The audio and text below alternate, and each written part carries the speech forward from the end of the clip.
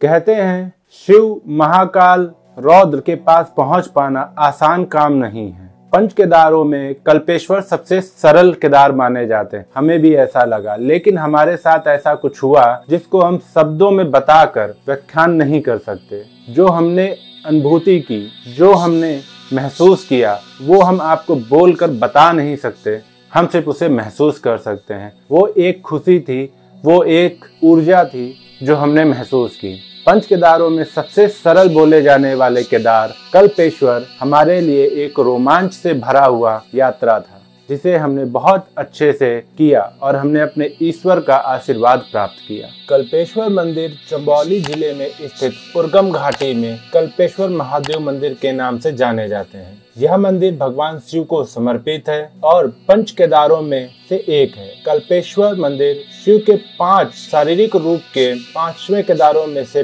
5वां मंदिर है। कल्पेश्वर मंदिर समुद्र तल से लगभग 2134 मीटर की ऊंचाई पर स्थित है। यह मंदिर एक गुफा के रास्ते से पहुंचा जा सकता है। इस मंदिर में भगवान शिव के उलझे हुए बालों की पूजा होती है। यह मंदिर साल भर खुला रहता है। इस मंदिर में भगवान शिव के जटा जैसी आकृतियों की पूजा होती है। इस मंदिर के गर्भगृह का रास्ता एक प्राकृतिक गुफा से होकर जाता है। कल्पेश्वर मंदिर की एक मान्यता यह है, जब समुद्र मंथन से 14 रत्न निकले थे, जिसमें से एक था कल्पवृक्ष। इसी कल्पवृक्ष के नीचे बैठकर दुर्वासा ऋषि ने भगवान शिव की घोर तपस्या की थी। दूसरा एक और तथ्य है कि जो उर्गम गांव का नाम पड़ा है उर्गम, वो दुर्वासा ऋषि के ही नाम पे रखा गया है। कल्पेश्वर मंदिर पहुंचने के लिए आप लोगों को सबसे पहले अपने स्थान से या तो हरिद्वार आना होता है या फिर आपको ऋषिकेश आना होता है। उसके पश्चात आपको वहां से बस, टैक्सी या पर्सनल कैब करके या अपनी गाड़ी से होते हैं तो आपको चंबौली होते हुए हेलांग आना होता है। हेलांग से आपको लगभग 13 से 14 किलोमीटर उर्गम जाना होता है। फिर उर्गम से आप लोग पैदल यात्रा करके या फिर अपनी गाड़ी को कल्पेश्वर मंदिर के पास तक ले जा सकते हैं और वहां पर खड़ी करके लगभग 300 से 500 मीटर का एक छोटा सा ट्रैक करना होता है। उसके पश्चात आप कल्पेश्वर महादेव मंदिर पहुंच जाते हैं। 5 केदारों में सबसे आसान केदार कहे जाने वाले कल्पेश्वर महादेव मंदिर का जो रास्ता है हेलांग से उर्गम घाटी की तरफ, ये बहुत ज्यादा टूटा और बिखरा हुआ रास्ता है। तो यहाँ पे बहुत ही संभाल कर गाड़ी वगैरह चलानी होती है। अगर आप लोग नज़ारे देखना चाहते हैं और एक यात्रा करना चाहते हैं तो आप लोग हेलांग से उर्गम घाटी कल्पेश्वर के लिए पैदल यात्रा भी कर सकते हैं। तो हम लोग इस समय निकले हुए हैं कल्पेश्वर महादेव मंदिर की यात्रा पे। यहाँ पे भगवान भोलेनाथ की जटाओं की पूजा होती है। ये 5वें केदार हैं। फिलहाल हम लोग पहुँचे हैं हिलांग में और मेरे पीछे जो ये गेट देख रहे हैं ये उर्गम जाने के लिए है। अभी हम टैक्सी का वेट कर रहे हैं क्योंकि हमें शाम हो चुकी है। यहाँ पे आने में, हरिद्वार से यहाँ तक आने में लगभग आप सुबह 7 बजे चलते हैं तो शाम को 6 बजे तक पहुँच रहे होते हैं। थोड़ा खा पी के आइए और कुछ रख भी सकते हैं अपने साथ खाने के लिए। दूसरी चीज़, यहाँ से उर्गम घाटी जो है, उर्गम गांव जो है लगभग 13 किलोमीटर है और मंदिर लगभग 17 किलोमीटर है। तो आज का हमारा ये प्लान है कि हम पहले यहाँ से उर्गम पहुँचेंगे, वहाँ स्टे करेंगे, देन उसके बाद कल बाबा के दर्शन करने जाएंगे। इस वीडियो में हम आप लोगों को ये पूरी बात बताने वाले हैं कि कल्पेश्वर महादेव क्यों प्रसिद्ध हैं और वो क्या हैं। फिलहाल तो आपको मैं बता दूं ये पंचम केदार हैं, 5 केदार में सबसे लास्ट आते हैं और उर्गम घाटी की भी एक बहुत अच्छी स्टोरी है, वो सब भी आपको इस वीडियो में हम बताएंगे। चलिए फिलहाल टैक्सी का इंतजार करते, आता है तो हम निकलते हैं। पहले हम लोग कैब के थ्रू यात्रा करना चाह रहे थे, बट टैक्सी ना मिलने की वजह से आखिरी में हमने ये फैसला किया कि हम उर्गम घाटी पैदल यात्रा करते हुए जाएंगे, क्योंकि पैदल यात्रा से हमें वहाँ पे कल्पगंगा की आवाज सुनने को मिल गई, उन्हें देखने को मिल गया, साथ में बहुत सुंदर दृश्यों को हमने देखा और वहाँ के लोकल लोगों से बात करते हुए, मनोरंजन करते हुए हम आगे लगातार बढ़ते चले गए। तो आपका निरंतर काम है चलते रहना पैदल, तभी आप नज़ारे देख सकते हैं, लुत्फ उठा सकते हैं। अगर आप बाइक और टैक्सी से ज़्यादा चलते हैं तो आप ये भी देख सकते हैं, तो आप चलते हुए देख सकते हैं। आइए, वेलकम टू कल्पेश्वर यात्रा।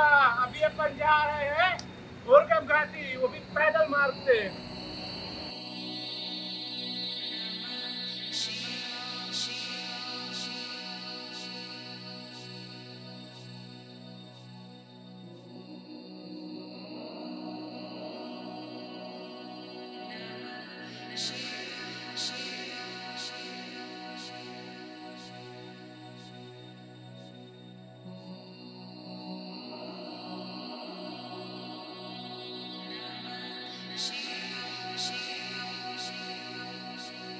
दोस्तों हम लोग हैं पंचम केदार कल्पेश्वर में।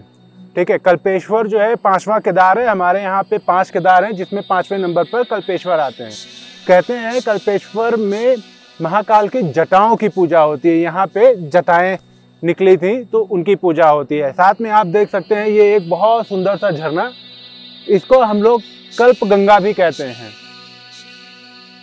आगे आते हैं, आगे हमें एक पुल मिलता है। इस पुल को आपको क्रॉस करना होता है तभी आप मंदिर पहुंचते हैं। अभी मंदिर से हम लोग लगभग 300 मीटर की दूरी पे हैं और ये पुल जो है कल्प गंगा नदी के ऊपर से गया हुआ है, जिसको कल्प गंगा नदी को हम हिरणावती नदी भी कहा करते हैं। इस नाम से भी ये जानी जाती हैं। ये आगे जाके अलकनंदा और मंदाकिनी वगैरह में मिल के गंगा का रूप धारण करती हैं। चलिए हम आपको दर्शन कराते हैं 5वें केदार के।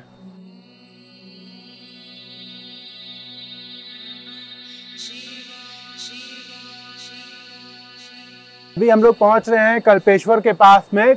कल्पेश्वर मंदिर पहुंचने पे आप लोगों को ये वाला झूला पुल क्रॉस करना पड़ता है। ये बहुत सुंदर पुल है। ये जो नीचे नदी से बह रही हैं इन्हें हम कल्प गंगा और हिरणावत नदी भी कहते हैं। सबसे अच्छी चीज ये है कि यहाँ पे इनका इतना प्रचंड वेग है कि इसका जो ध्वनि है बहुत अच्छा है। दूसरी चीज आपको मैं ये बता दूं, उर्गम गांव एक ऋषि के ऊपर पड़ा हुआ है और उन्हीं ऋषि ने यहाँ पे कल्पवृक्ष के नीचे बैठ के बहुत लंबे समय तक साधना की थी और इंद्रदेव ने भी यहाँ पे बहुत लंबे समय तक साधना की थी। दूसरी चीज एक मान्यता ये भी है कि मंदिर के जस्ट पीछे एक कुंड है जहाँ पे बूंद बूंद करके पानी आता रहता है। उसी जल को हाथ में लेके देवताओं और राक्षसों ने, असुरों ने संकल्प लिया था सागर मंथन के लिए। ये यहीं से उस जल का लिया गया था जिसे हम लोग संकल्प जल बोलते हैं। वही जल लेके इन्होंने संकल्प लिया था। यहाँ पे जटाओं की पूजा होती है। चलिए अब आगे चलते हैं।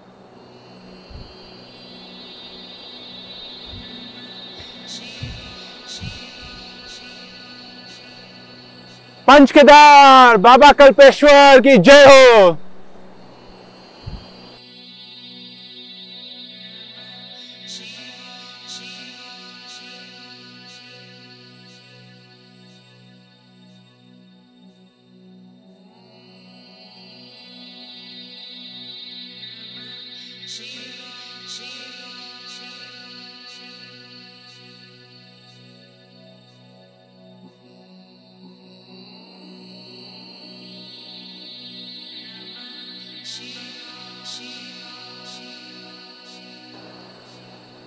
तो दोस्तों हम लोग हैं इस समय कल्पेश्वर महादेव मंदिर में।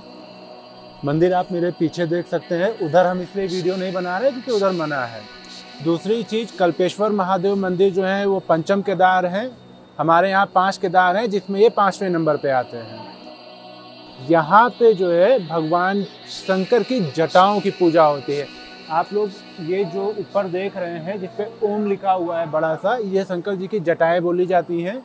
दूसरी चीज़, अंदर छोटा सा मंदिर है, वहाँ पे शंकर जी का एक शिवलिंग है जिसकी पूजा और अर्चना होती है, जल वगैरह चढ़ाया जाता है। दूसरा और बहुत अहम बात यह है कि इसके पीछे एक छोटा सा कुंड है जिसमें बूंद बूंद पानी हमेशा आता रहता है, ऑलवेज आता रहता है।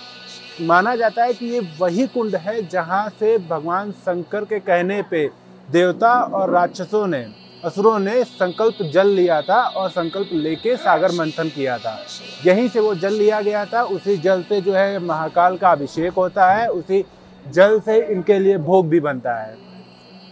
दूसरा चीज़ आप मेरे बगल में देख रहे हैं, इसे हम लोग कल्प गंगा भी कहते हैं और इनका एक और नाम है जिसको हिरणावत नदी भी कहा जाता है, जिनका शोर बहुत अच्छा है और साफ जल, बहुत अच्छा वातावरण है यहाँ का, बहुत ही पॉजिटिविटी है, शुद्ध वातावरण है। फिलहाल आज हम लोगों के साथ एक बहुत अच्छा स्टोरी भी हुआ है, वो हम आपको आगे बताएंगे क्योंकि वो बहुत ही ऑसम स्टोरी है जो कि हमें नहीं लगा था हमारे साथ होगी और ऐसे हमें पता चला कि हमारे साथ में हमारे महाकाल खेलते रहते हैं।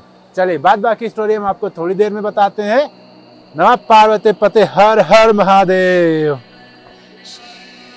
जो आप ये गेट देख रहे हैं ये कल्पनाथ मंदिर का गेट है। आप यहाँ से कल्पनाथ मंदिर अंदर जा सकते हैं दूसरा चीज़, अंदर कैमरा यूज़ करना अलाउ नहीं है। और हम लोग फ़िलहाल दर्शन कर चुके हैं और बहुत अच्छे दर्शन हमने किए हैं। हम गंगा जल लाए थे, वो भी आज गंगा जल भी हमने चढ़ाया है और बहुत अच्छे से पूजा भी कर ली है। फ़िलहाल अभी हम बाहर आ गए हैं, अभी हम अपना बैग लेंगे और स्वामी जी से कुछ बात करेंगे, फिर हम निकलेंगे उर्गम की तरफ और फिर उर्गम से हम और चीज़ें एक्सप्लोर करेंगे। चलिए नीचे मिलते हैं।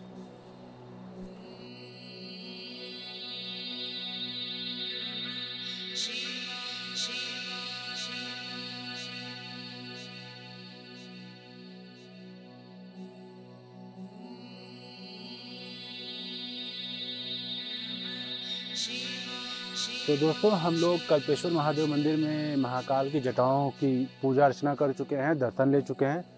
अभी हम उर्गम के गांव की गलियों के बीच से जा रहे हैं ध्यान बद्री। यहाँ पे एक बद्रीनाथ हैं जिन्हें ध्यान बद्री कहते हैं, हम वहाँ जा रहे हैं। चलिए आपको भी ले चलते हैं और फिर वहाँ के बारे में भी आपको बताते हैं पूरा।